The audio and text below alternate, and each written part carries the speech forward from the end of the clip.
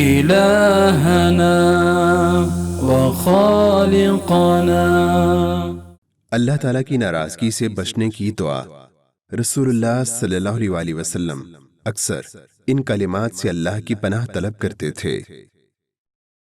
اللهم إني أعوذ بك من زوال نعمتك وتحول عافيتك وفجاءة نقمتك وجميع سخطك۔